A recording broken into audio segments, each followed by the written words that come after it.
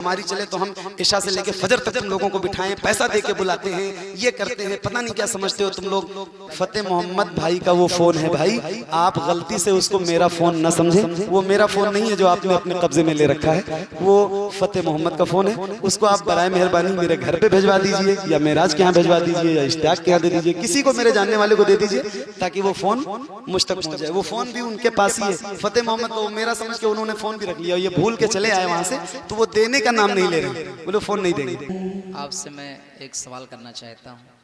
क्या हुआ भाई? रात में जहाँ की मैं तारीख लिया था समरी गांव की, तो तारीख मैं ही लिया था, इसलिए आप पहला जलसा शायद ऐसा है पूरे हिंदुस्तान का कि जहाँ आप गए, खाना भी खाए, कुछ देर बैठे भी, लेकिन कौन सी ऐसी बात आपके दिल पर लग गई कि आप बगैर पढ़े हुए वहाँ से वापस आ गए। और जब से आप वापस आए हैं सोशल मीडिया पे एकदम हंगामा मचा हुआ है, कोई कह रहा है बहुत बड़े घमंडी हैं, बहुत एटीट्यूड आ गया है, शोहरत के नशे में एकदम चूर हो गए हैं, तो तरह तरह की लोग बातें कर रहे हैं। तो आप हक बात क्या है, सच बात क्या है, आप इसकी अपने तरफ से वजाहत कर दीजिए, क्योंकि एकदम हंगामा मचा हुआ है और मैं नेपाल में रहता हूँ, तारीख मैं ही लिया था, इसलिए मेरे पास भी बहुत फ़ोन आ रहे हैं, मैसेज आ रहे हैं, मुझे भी लोग तरह तरह कह रहे हैं, तो इसकी आप वजाहत फरमा दीजिए कि सही बात क्या है। असल में फोन कॉल तो मेरे पास भी सुबह से आ रही है, हाँ, तो इसकी वजाहत। और मैं चूंकि इसका जिक्र किसी से करना नहीं चाहता था, मैंने सब्र कर लिया था, लेकिन मैंने इसकी वजाहत कर दी है। हो सकता है उसकी कॉल रिकॉर्डिंग आप तक पहुंच गई हो। हमारे लातेहार झारखंड के एक मौलाना मुफ्ती मुदस्सिर अमजदी साहब, तो उन्होंने फोन किया, तो मैंने उनसे वजाहत कर दी, और वो कॉल रिकॉर्डिंग शायद लोगों तक पहुंच गई है। लेकिन अब आपने, ये मेरा छोटा भाई है इश्तियाक, और बड़ा गहरा ताल्लुक है, वाकई मेरा इससे दिली लगाव है, और ये बहुत गमगीन है। और ये जो सवाल है ना, ये सवाल नहीं, इसका दर्द ये मैं समझ सकता हूँ। तो अब इन्होंने सवाल सबके सामने कर लिया है, तो अब जवाब तो नहीं, मतलब जो तकलीफ हुई और जिस वजह से मैं आया वो बता दूं। क्योंकि मैंने बहुत लंबा सफर किया था कल की महफिल में जाने के लिए। एक मिनट आप भी बैठ जाइए। कल की महफिल में नेपाल में जाने के लिए बहुत लंबा सफर किया था। आप सबको मालूम है कि बॉर्डर पे आप लोग करीब हैं, बॉर्डर पे भंसार वगैरह का मामला होता है, तो हम 7 बजे बॉर्डर पहुंच गए। हमारे साथ ये इश्तियाक भी थे, मौलाना नसरुल्लाह अमजदी थे, और जीशान मिसबाही साहब। इन सबको हमने बॉर्डर पे अपनी गाड़ी में बिठाया, और यहाँ से चले 8 सवा 8 बजे हम लोग गालिबन महफिल में पहुंच गए। और जलसे में पहुंचने के बाद वो जब गांव में एंट्री हुई, तो कुछ लोग हमको लेके, चूंकि नेपाल में पहुंचने के बाद मेरे फोन ने तो काम करना बंद कर दिया, ये फोन डब्बा हो गया, तो मैं तो किसी से राब्ता कर नहीं सकता था। इन्हीं दोनों हजरात ने राब्ता किया, और चंद लोग आए, और वो गाड़ी लेके सीधा मदरसे में चले गए। तो मदरसे में जब पहुंचे, तो ये शाहिद है, ये भी वहां 400-500 लड़के आ गए। मेरे जाने के बाद मदरसे पे बहुत भीड़ हो गई, पब्लिक बहुत ज्यादा हो गई, और वो फोटो वगैरह का चक्कर होता है, तो वो सब परेशान करने लगे। तो मैंने कहा कि भाई, मैं इतना लंबा सफर करके आया हूँ, और अगर मुझे यहाँ रखोगे 8 सवा 8 बजे से अभी तक, तो फिर मसला हो जाएगा मेरे लिए, ये लोग मुझे बहुत परेशान करेंगे। तो इतनी सी मेहरबानी कर दो कि मुझे कहीं अलग जगह इंतजाम मेरा कर दो, ताकि मैं सुकून से सफर करके आया हूँ, तो थोड़ी देर आराम कर लूँ, वरना ये परेशान करेंगे, और ये मोहब्बत नहीं परेशान करेंगे। तो अब उनकी मोहब्बत भी जायज है, और मेरे लिए जहमत हो जाएगी। तो खैर 10, 15, 20 मिनट वहां इंतजार करने के बाद कुछ लड़के कमेटी के आए, और उन्होंने मुझसे कहा कि मौलाना तबरेज साहब ने अपने घर पे इंतजाम कर दिया है, आप वहां चलिए। तो हम लोग वहां गए। माशाल्लाह उनका इंतजाम और उनकी मेहमान नवाजी बहुत अच्छी थी, बहुत ज़ियाफत की उन्होंने, बहुत खुशदिली से उन्होंने चाय पानी नाश्ता खाना सब पूछा, जिस तरह उनको करना था। चूंकि वो आलिम दीन थे और उनके अंदर सूझबूझ थी, समझ थी, जिम्मेदार थे, उन्होंने सारी चीजें की। और उसके बाद उन्होंने पूछा कि मोहम्मद अली भाई और कोई जरूरत और कोई बात, तो मैंने ऐसे ही कह दिया उनसे कि भाई अब कोई जरूरत नहीं है, अब सिर्फ मुझे माइक चाहिए, मतलब पढ़ने के लिए। तो उन्होंने कहा कि हजरत माइक हम आपको सबसे लास्ट में देंगे, जैसे आज भी लास्ट में ही मिला है, तो बोले सबसे लास्ट में देंगे, तो हमने कहा क्या मतलब? बोले गांव वालों का हमारे मशवरा है कि अगर आप अभी पढ़ लेंगे जल्दी तो हमारी पब्लिक चली जाएगी, जलसा खराब हो जाएगा। मैंने कहा ठीक है, किसकी किसकी तकरीरें होंगी? तो उन्होंने मौलाना वजहुल कमर साहब, इश्तियाक का नाम, और मौलाना फैजान जमाली साहब का, मुफ्ती रफीक खन्नापुरी साहब का, सबका नाम बताया कि इन सबकी तकरीर नातें हो जाएंगी, फिर आपको पढ़ना। मैंने कहा लगभग टाइम कितना होगा, नंबर कितने बजे मेरा आ जाएगा? तो बोले 1 से 1:30 के आसपास, 1:30 2 के आसपास आपका नंबर आ जाएगा। मैंने कहा ठीक है, कोई मसला नहीं, आपका जलसा है, आप जब चाहें मुझे पढ़ाएं और जब चाहें स्टेज ले जाएं, आपकी मर्जी है। लेकिन मेरी इतनी सी गुजारिश है कि मुझे अब आप थोड़ा सा सुकून की जगह लेटा दीजिए और मैं सो लूं, लंबा सफर करके आऊं, जब मुझे पढ़ना होगा आधा घंटा पहले जगा लेगा तो, और मुझे स्टेज पे लेके चले लगभग। और दूसरी बात, उन्होंने माशाल्लाह बहुत अच्छा इंतजाम किया दूसरे कमरे में मेरा। मैं उस कमरे में गया तो मेरे साथ मौलाना फैजान साहब भी चले गए और चंद लोग और थे वहाँ, वो लोग भी मेरे साथ चले गए। मतलब वो कमरा भी भर गया। तो मैं लेटने की नीयत से गया था और फिर वहाँ उलमा बैठ गए तो मैं लेट भी नहीं पाया उनके एहतराम में कि अब ये बैठे हों और मैं लेटूं तो भी एक बड़ा मसला है। तो मैं जब तक मौलाना फैजान साहब लगभग 10:30 बजे के आसपास हम लोग बैठ के बात करते रहे 10:30 बजे तक, और एक मौलाना मिसबाही साहब वहाँ कमरे में बैठे थे, उनके पास शायद तबरेज भाई का या किसी का फोन आया कि मौलाना फैजान को अब स्टेज पे ले आइए।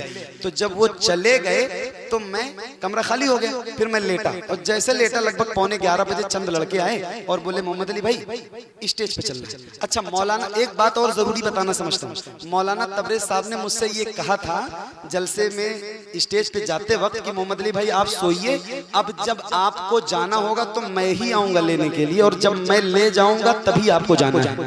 ये बात सही है? और उन्होंने इस बात का एतराफ भी अपनी रिकॉर्डिंग में, जो उन्होंने वीडियो बनाई है, बयान दिया, उसमें ये कहा है कि मैंने उनसे कहा था।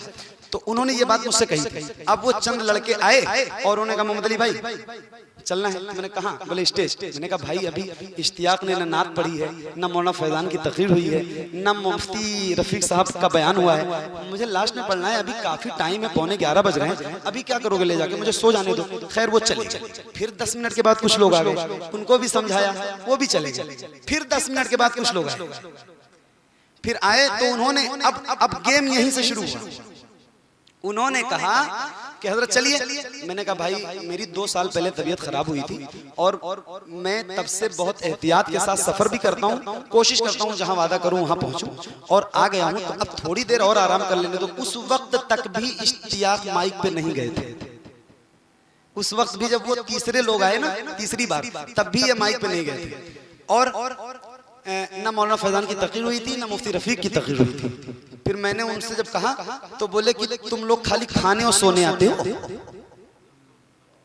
तुम लोगों को खाने और यही मतलब उन्होंने अपनी लैंग्वेज में बताया। लेकिन अब चूंकि ये बयान मैं दे रहा हूँ तो उर्दू जबान में बता रहा हूँ, चूंकि ये वीडियो पता नहीं कहाँ जाएगी तो लोगों को समझने में आसानी होना है। तो कहीं उन्होंने कहा कि तोरे खाली खाए सोए आया हो, तोरन का खाली खाए सोए कत्ती बोलाए हन, तोरे मौलाना हो, जितना मौलाना आवत है कुल खाली खाते सोवत है, एक मिला भारियम सोवत है, तो तू सोए कत्ती परेशान। मतलब मुफ्ती रफीक साहब उधर सो रहे थे बेचारे, तो उनको भी लपेटा। और फिर उलमा को उल्टा सीधा कहने लगा, बोले हमारी चले तो हम तुम लोगों को बुलाएं ना, तुम लोगों को बुलाते हैं, अरे हमारी चले तो हम इशा से लेके फजर तक तुम लोगों को बिठाएं, पैसा दे के बुलाते हैं, ये करते हैं, पता नहीं क्या समझते हो तुम लोग। मतलब तरह तरह की बातें। तो अब इस तरह की बात आप बताओ कि आप अगर किसी के हम मेहमान बन के जाओ और कोई मेजबान आपसे कहे कि खाली खाने सोने आए हो तो क्या करोगे? फैसला करके बताना। कोई गैरतमंद इंसान तो नहीं रुकेगा यार, खाली पैसे के लिए नहीं जाता हूँ, सिर्फ पैसा नहीं चाहिए होती है, इज्जत भी चाहिए होती है। और मेरी नजर में अगर पैसा बड़ा होता तो मैं कल की महफिल पढ़ के आता, पैसा लेके आता।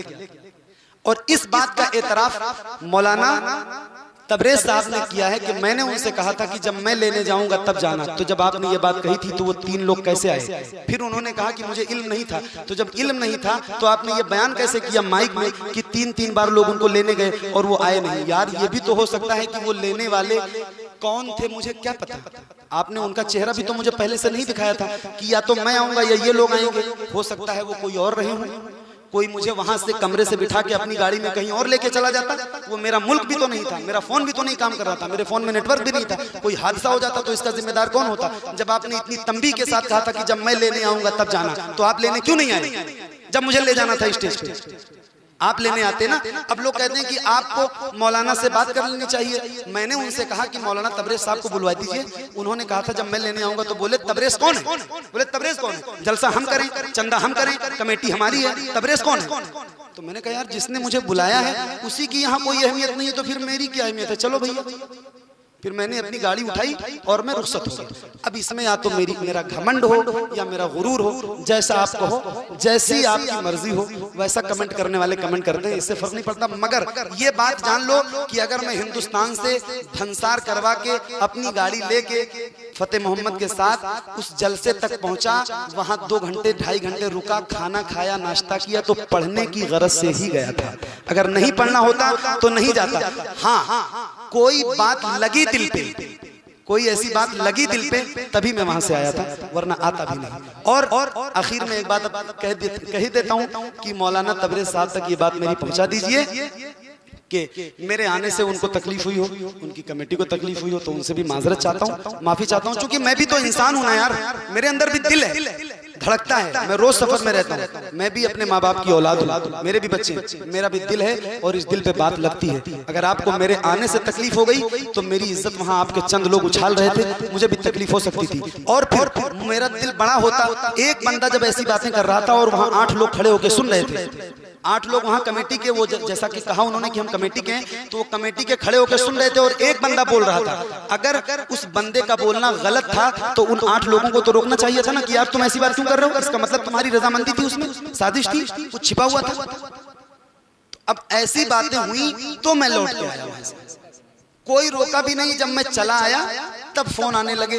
तो जब मेरे मोबाइल में जैसे बॉर्डर के किनारे जब रोड पे चला मैं बहादुरगंज की तरफ, तो इसमें एयरटेल का नेटवर्क आया, एयरटेल पकड़ लिया। तो जब एयरटेल का पकड़ा तो उन्होंने कॉल की, तो वो कॉल मैं उन्हें उठाया भी, ऐसा नहीं कि मैंने नहीं उठाया तो बात नहीं हो पा रही थी, कनेक्टिंग लिख के आ रहा था। तो फिर मैं वहां से आगे की तरफ चलाया और फिर मैं होटल गया, सो गया। उसके बाद कुछ धमकी भरे मैसेजेस, बॉर्डर ब्लॉक कर देंगे, जाने नहीं देंगे, कभी आने नहीं देंगे, वल्लाह आलम क्या क्या बातें उन्होंने की। बहरहाल उनकी अपनी मर्जी है, मैं उन सबसे तब भी माफरत चाहता हूँ कि भाई मेरी वजह से तकलीफ हुई आप लोगों को, तो आप लोग मुझे माफ करना। हाँ, मौलाना तबरेज साहब से इतनी गुजारिश कर रहा हूँ, हालांकि उस रिकॉर्डिंग में ये बात मैंने नहीं कही थी, इस उम्मीद पे नहीं कही थी कि शायद आज की इस महफिल में मैं जा रहा हूँ और कोई वहां का आए और वो फोन मेरा नहीं फतेह मोहम्मद का देके चला जाए। फतेह मोहम्मद भाई का वो फोन है भाई, आप गलती से उसको मेरा फोन न समझे, वो मेरा फोन नहीं है जो आपने अपने कब्जे में ले रखा है, वो फतेह मोहम्मद का फोन है। उसको आप बराए मेहरबानी मेरे घर पे भिजवा दीजिए या मेराज के यहाँ भिजवा दीजिए या इश्तियाक के यहाँ दे दीजिए, किसी को मेरे जानने वाले को दे दीजिए ताकि वो फोन मुझ तक पहुंच जाए। वो फोन भी उनके पास ही है, फतेह मोहम्मद को मेरा समझ के उन्होंने फोन भी रख लिया, ये भूल के चले आए वहां से, तो वो देने का नाम नहीं ले रहे, बोले फोन नहीं देंगे। तो खैर उनसे इतनी गुजारिश है कि वो फोन पहुंचा दें, फोन जरूरी होता है। और अल्लाह ताला मुझे माफ फरमाए, कौम में मिल्लत में इत्तेहाद अता फरमाए और अल्लाह ताला हम सबको इख्तिलाफ से बचने की तौफीक अता